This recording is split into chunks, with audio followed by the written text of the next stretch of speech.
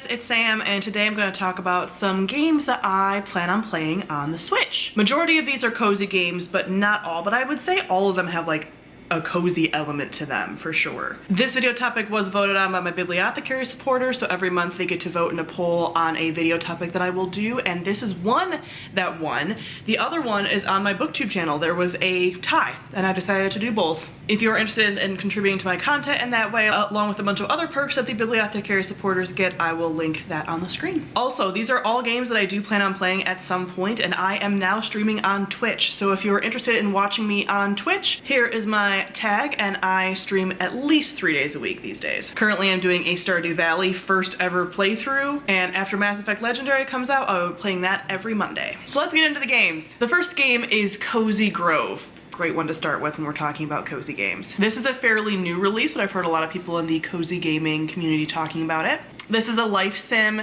looks sort of like a combination of, not so much with like the art, but like Stardew Valley with like Don't Starve, but like not scary. Because you are camping in a haunted, ever-changing island, and you are a spirit scout, so it seems like you're there to like help the spirits, and the spirits are not like bad, and it's all very cute and just very, very adorable. And I do know that the first handful of times that you play, I don't know how long it goes on, that the game actually limits the amount of time you can play per day and makes it more like realistic for daytime management stuff, but then eventually opens up and you can play as much as you want. So this is very cute and something that I eventually plan on switching to on stream. I mean, all of these I will eventually be playing on stream at some point. Next is Calico. This is one of the games that convinced me to get a Switch. This is another kind of like life sim game where you're running a cat cafe.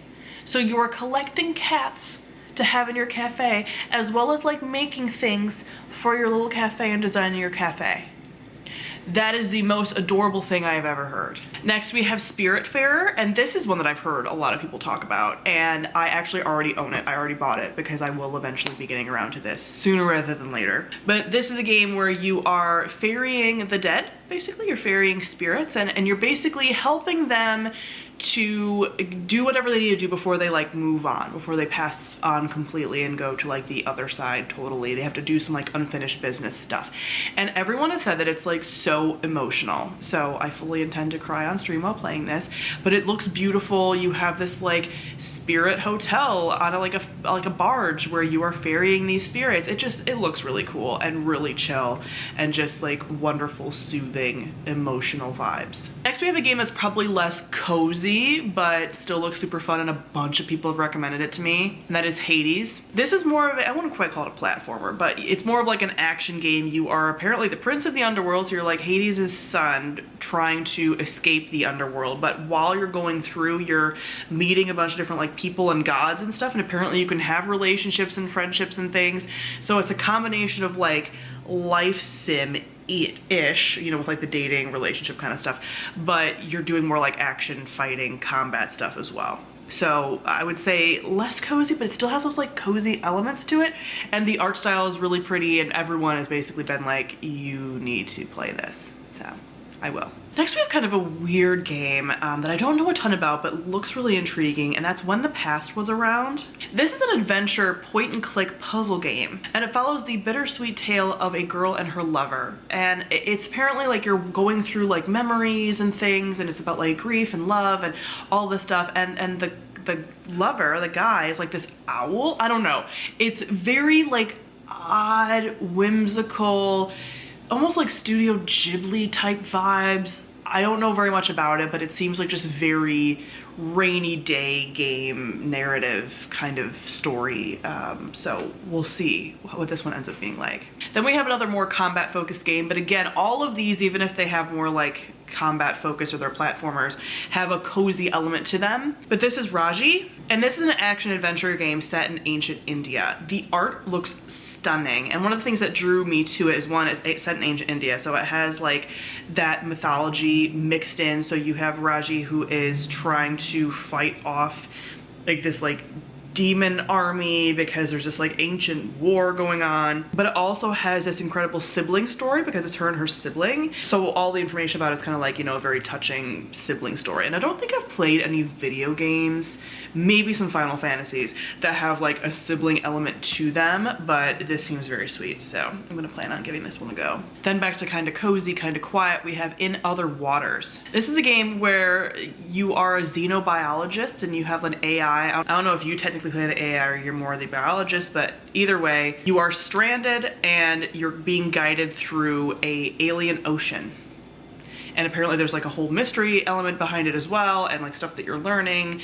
So yeah, alien oceans, absolutely. Then we have Ori and the Will of the Wisps. This is an action-adventure platformer, and it's apparently like a next game in sort of like a series. I don't know if you need to like play all of them to get like the story. It doesn't seem like that, but this just looks pretty. That is my main want and desire to play this.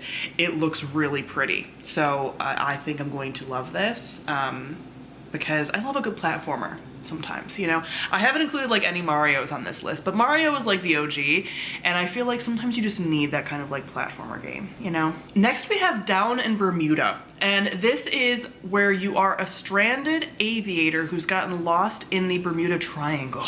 And so you are stranded trying to figure out like puzzles and how to survive and how to get out and whatever.